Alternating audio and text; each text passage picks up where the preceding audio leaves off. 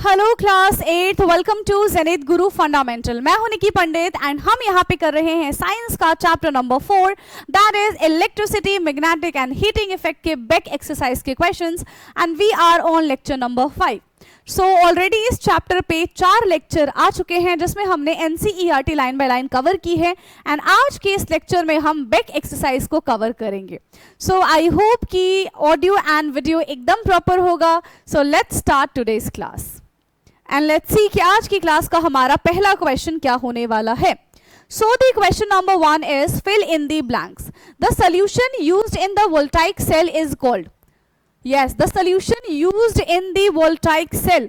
Voltaic cell में जो solution use किया जाता है उसको हम क्या कहते हैं? लिक्विड वाला जो पार्ट होता है दैट इज कॉल्ड इलेक्ट्रोलाइट। उसको हम क्या कहते हैं? इलेक्ट्रोलाइट। ठीक है। A current carrying coil behave like a magnet। ठीक है, करंट कैरिंग कॉइल किसकी तरह बिहेव करता है? एक मैग्नेट की तरह बिहेव करता है। Now the next question number 2 is choose the correct option. Dry cell are less portable compare to voltaic cell. अच्छा, क्या ये चीज करेक्ट है? ड्राई सेल जो आजकल हम सेल्स इस्तेमाल करते हैं, क्या वो लेस पोर्टेबल है वोल्टाइक सेल से? Is it true?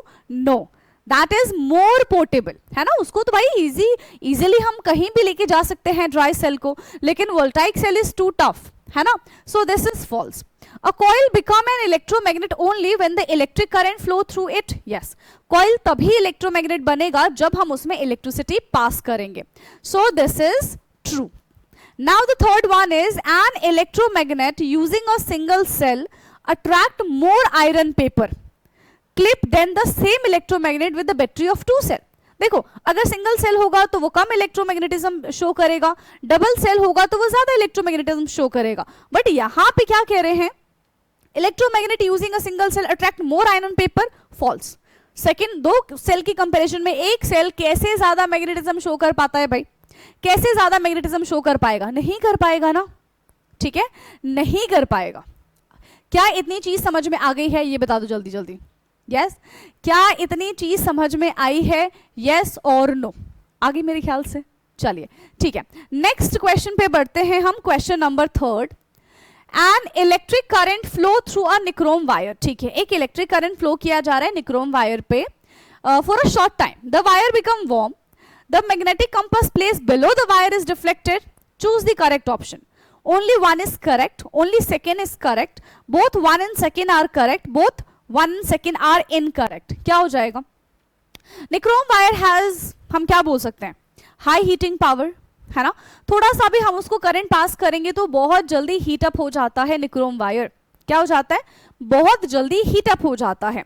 So an electric current flow through a nichrome wire form a short time. तो it become warm, yes, and magnetic compass place below the wire is deflected, yes. तो दोनों चीजें होंगी, है ना। यहाँ पे दोनों की दोनों चीजें होंगी ही होंगी। So this is question number 3। Next question पे आते हैं, question number 4। Match the item in column A with those in column B. ठीक है, कॉलम ए को कॉलम बी से हम मैच करते हैं। ओके, सो कॉलम ए हमारा वोल्टाइक सेल है। So best suited for electric heater, work in a magnetic effect of the electric, work in a heating effect, create electricity by chemical reactions. Yes. तो voltaic cell जो अभी हमने देखा था ना, 2 scientist थे, डैनियल एंड वोल्टास। ठीक है, तो उन्होंने क्या किया? यहाँ पे केमिकल्स की वजह से इलेक्ट्रिसिटी को जनरेट किया, है ना। क्या किया? केमिकल्स की हेल्प से इलेक्ट्रिसिटी को जनरेट किया। तो generate electricity by the chemical reaction. Electric iron के बारे में अगर हम बात करते हैं, ठीक है, इलेक्ट्रिक आयरन क्या हो जाएगा? Work on heating effect with the electric current, तो ये तो हमारा निक्रोम वायर का हो जाएगा। Work on magnetic effect of the electric current, या फिर best suited for electrical heater. Electrical iron का इस्तेमाल किसमें किया जाता है? यस, इलेक्ट्रिकल आयरन का इस्तेमाल किसमें किया जाता है? इलेक्ट्रिक करंट में किया जाएगा, है ना, working as a heating effect of the electric current. ठीक है, सी वाला ही होगा ना। हाँ, and nichrome wire best suited for electrical heater, तभी तो हीटर बहुत जल्दी हीट अप कर देगा। और इलेक्ट्रोमैग्नेट का यही बच गया, work on a magnet which affect the electric current. So this is the question number 4। ठीक है, ये है हमारा यहाँ पे question number 4th. Now let's move to the another question, that is the question number 5th.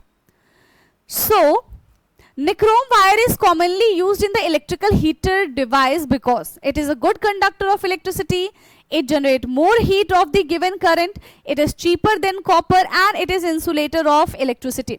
Nichrome wire का इस्तेमाल क्यों किया जाता है? हाँ जी, निक्रोम वायर का इस्तेमाल क्यों किया जाता है? क्योंकि वो ज्यादा हीट प्रोड्यूस करता है. ठीक है, सेम करंट में वो ज्यादा हीट प्रोड्यूस करेगा as compare to other metals given. ठीक है, so generate more heat for a given current. ठीक, it generate more heat for a given current. Okay, now next question है हमारा question number 6. Electric heating device like an electric heater or a stove are often considered more convenient than traditional heating. ठीक है, method like burning firewood or charcoal. Give reason to support this statement considering societal impact. See, अगर हम firewood या फिर charcoal को burn करते हैं so there is a lot of pollution, है ना, पोल्यूशन होता है. ठीक है, पहली चीज एनवायरमेंट फ्रेंडली नहीं है, दूसरी चीज. ठीक है, लेकिन जब हम यहाँ पे इलेक्ट्रिकल हीटर या फिर स्टोव का इस्तेमाल करते हैं तो एनवायरमेंट फ्रेंडली होता है. ठीक है, ज्यादा पोल्यूशन नहीं करता है, इजी टू एक्सेस है, वी कैन से दैट. तो ये सारे रीजंस यहाँ पे हो सकते हैं. ठीक, so this is the reason. Electrical heater device are more convenient than the cleaner because कैसा होता है, it do not produce smoke and harmful gases, जबकि वो कोल एंड वुड जो है वो प्रोड्यूस करते हैं. ठीक है, they do not leave ash after burning, burn करने के बाद यहाँ पे एज सच कोई एश प्रोड्यूस नहीं होती है. They are easily to operate using a switch, बहुत आसानी तरीके से हम इसका इस्तेमाल कर सकते हैं. ठीक है, they provide heat quickly and efficiently, उसमें बहुत समय लगेगा. ठीक है, लेकिन ये क्या हो जाएगा, ये आराम से हीट हो जाएगा. Clear. They help reduce indoor pollution, air pollution, वो एयर पोल्यूशन ज्यादा करता है, ये एयर पोल्यूशन नहीं करेगा, ना ही हार्मफुल गैस प्रोड्यूस करेगा. They are safer and more hygienic burning wood and charcoal. ठीक है, चारकोल और वुड को बर्न करने से ज्यादा सेफर एंड हाइजीन होता है. Therefore electric heating devices are cleaner, safer and more convenient. ठीक है, इसीलिए क्या होते हैं, क्लीनर होते हैं, सेफर होते हैं एंड मोर कन्वीनियंट होते हैं. Now take the SS. ठीक है, फिर हम चलेंगे अपने नेक्स्ट क्वेश्चन की तरफ. Now the next question is question number 7th. So look at the figure 4.4a जो कि हमने यहाँ पे नहीं लिया है. ठीक है, if the compass place near the coil deflect, draw an arrow to the diagram to show the path of the electric current. Explain why the needle compass, explain why the needle compass move when current flow. क्यों? क्योंकि वहां पे magnetic field generate हो जाता है और magnetic field generate होने की वजह से क्या हो जाता है, कंपास तो मूव करेगा ही. Predict what would happen if the deflection if you reverse the battery of the terminal. अगर हम बैटरी की टर्मिनल को रिवर्स कर देंगे तो करंट भी रिवर्स हो जाएगा एंड अब डिफ्लेक्शन ऑपोजिट डायरेक्शन में होगी. ठीक है, नाउ आंसर क्या है, कन्वेंशनल करंट फ्लो फ्रॉम, कहां से करंट फ्लो होता है, पॉजिटिव टर्मिनल से फ्लो होता है, नेगेटिव टर्मिनल की तरफ जाता है. तो पॉजिटिव जिस साइड भी होगा आपको उस साइड इस तरीके से एरो शो करना होगा. ठीक है, इस साइड इस तरीके से एरो शो करना होगा. Explain why the compass needle move when the current flow through the wire. क्योंकि यहाँ पे क्या प्रोड्यूस होता है, इट प्रोड्यूस मैग्नेटिक फील्ड, है ना, ये मैग्नेटिक फील्ड प्रोड्यूस करता है जो कि कंपास के, ठीक है, जो कंपास का निडल है उसको अफेक्ट करेगा एंड वो डिफ्लेक्ट करना शुरू कर देगा. Okay, now the third one is what will happen if the battery terminal are reverse. अगर हम बैटरी टर्मिनल को रिवर्स कर देते हैं तो क्या हो जाएगा, if the battery terminal are reverse the direction of current also reverse. ठीक है, करंट की जो डायरेक्शन है वो भी रिवर्स हो जाएगी. As a result the compass needle will deflect in the opposite direction. ठीक है, कंपास निडल जो है वो किस डायरेक्शन में मूव करने लग जाएगा, ऑपोजिट डायरेक्शन में मूव करने लग जाएगा. Right, okay. Now let's move to the next question, that is question number 8th. Suppose Sumana forgot to move a switch of her lifting electromagnet. ठीक है, model of her off position. ठीक है, to introduction story. After some time the iron nail no longer pick up the iron paper clip but the wire wrapped around the iron nail is still warm. Why did the lifting electromagnet stop lifting the clip? Give possible reasons. तो देखो possible reason क्या है कि switch जो था वो of करना वो तो भूल गई है ना, तो स्विच ऑन रह गया जिसकी वजह से हीटिंग बढ़ गई। ठीक है, और ज्यादा हीट होने की वजह से उनका जो मैग्नेटिक पावर था दैट इज स्लो। ठीक है, वीकर हो गया है इनका मैग्नेटिज्म, ठीक है, मैग्नेटिक पावर, बट क्योंकि स्विच तो ऑन था तो हीटिंग इफेक्ट जनरेट हो रहा था, इसी वजह से जो कॉइल है वो हीट अप हो गया, वार्म हमको समझ में आ रहा है, लेकिन उसका जो मैग्नेटिज्म है वो वीक हो गया, दैट्स व्हाई वो पेपर क्लिप को भी होल्ड नहीं कर पा रहा है। ठीक है, so this is the reason for question number 8। आया समझ में, ये यहां पे हमारा रीजन हो जाएगा। So the wire remain warm because electric current is still through it, उसमें इलेक्ट्रिक करंट तो पास हो रहा है ना, this is due to the heating effect of electric current. और ये किसकी वजह से हो रहा है? Heating effect of electric current की वजह से हो रहा है। However the electromagnet can not lift paper because the iron nail has lost its magnetic strength.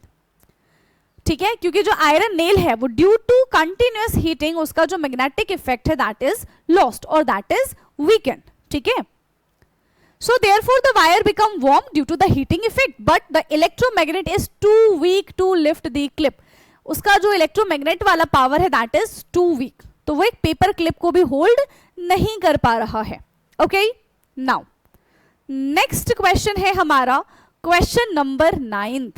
So in figure 4.11 in which case the LED will glow when the switch is closed। ठीक है, switch अगर on होगा तो किसमें LED bulb glow होते हुए नजर आएगा और किसमें ग्लो होते हुए नजर नहीं आएगा। तो हमारे पास कॉपर की स्ट्रिप है, आयरन की स्ट्रिप है, उसमें हमने लेमन जूस रखा है, क्लियर है इतना। तो फिर से एक में हमको आयरन की नेल दिख रही है और कॉपर स्ट्रिप दिख रही है, बट इसमें प्योर वाटर है। किस में एलईडी बल्ब ग्लो होगा ये बता दो, किस में एलईडी बल्ब ग्लो होगा, किस में होगा?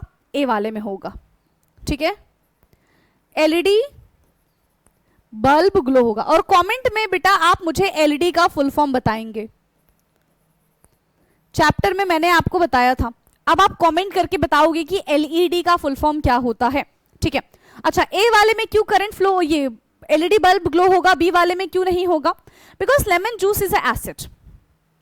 ठीक है, लेमन जूस जो होता है वो एसिड होता है, वो आयंस प्रोड्यूस करता है, प्रोड्यूस आयंस।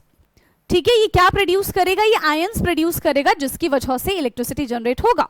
लेकिन do not produce ion pure water, normal water होता तो they can, but pure water कभी भी आयंस प्रोड्यूस नहीं करता। Do not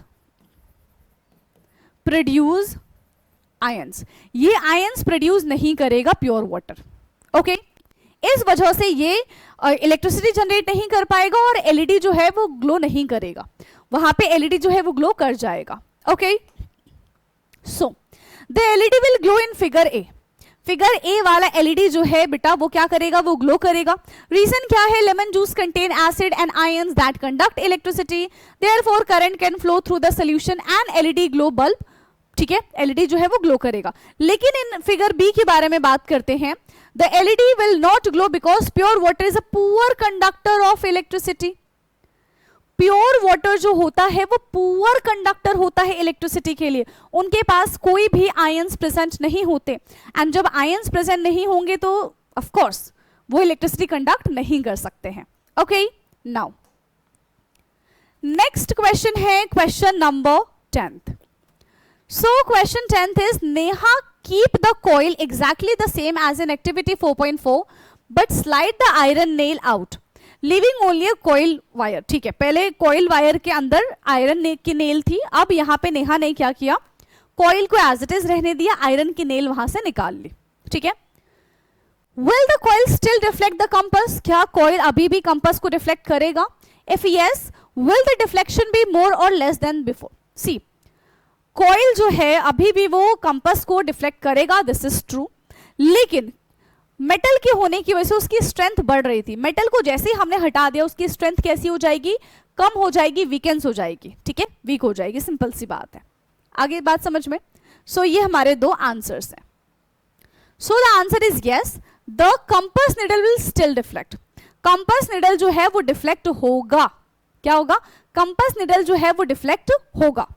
a current carrying coil produce a magnetic field even without the iron nail, field तो होगा, the iron nail strengthen the magnetic field, ठीक है, आयरन नेल होने की वजह से उसके मैग्नेटिक फील्ड को ज्यादा स्ट्रेंथ मिल रही थी, बट जैसे ही आयरन नेल वहां से हटा दिया उसका मैग्नेटिज्म जो है वो स्लो हो जाएगा, वीक हो जाएगा। Without the nail the magnetic field become weaker, therefore the compass will still deflect and the deflection will be less than before. ठीक है, समझ में आया, जितना पहले डिफ्लेक्ट कर रहा था आयरन के होने की वजह से, अब उतना ज्यादा डिफ्लेक्शन यहां पे शो नहीं हो पा रहा है। Okay, now the next question is question number 11th and this is the last question of this chapter. We have 4 coil of similar shape, size and made up from iron, copper, aluminum and nichrome. ठीक है, सब कुछ same है, बस इसमें wire अलग अलग material का है। When current is passed through the coil, ठीक है, जब चारों में करंट पास होगा, compass needle place near the coil will show deflection. कौन डिफ्लेक्शन शो करेगा, आयरन वाला डिफ्लेक्शन शो करेगा, यस, कॉपर वाला भी शो करेगा, एल्यूमिनियम भी शो करेगा और निक्रोम भी शो करेगा, मतलब सारे के सारे ही शो करने वाले हैं, है ना। इन ऑल 4 सर्किट, सब में हमें डिफ्लेक्शन होते हुए नजर आएगा, बिकॉज ऑल आर मेटल ना, सबके पास कैपेबिलिटी है कि भाई वो इलेक्ट्रिक करंट प्रोड्यूस करके मैग्नेटिक फील्ड जनरेट कर सकते हैं और मैग्नेटिक कंपास को डिफ्लेक्ट करा सकते हैं। ओके, तो सबके पास ये पावर है भाई, सबके पास। ठीक है, सो डी इसका आंसर हो जाएगा। ठीक है, सबके पास क्या है, देखो इसमें निक्रोम का स्पेशली दे रखा है कि निक्रोम जो वायर होता है वो सबसे जल्दी हीट हो जाता है ना, एंड उसको थोड़ी देर के लिए भी अगर आप उस पर करंट पास करोगे ना तो भी वो सबसे ज्यादा हीट अप हो जाएगा बाकी सारे मेटल के कंपैरिजन में।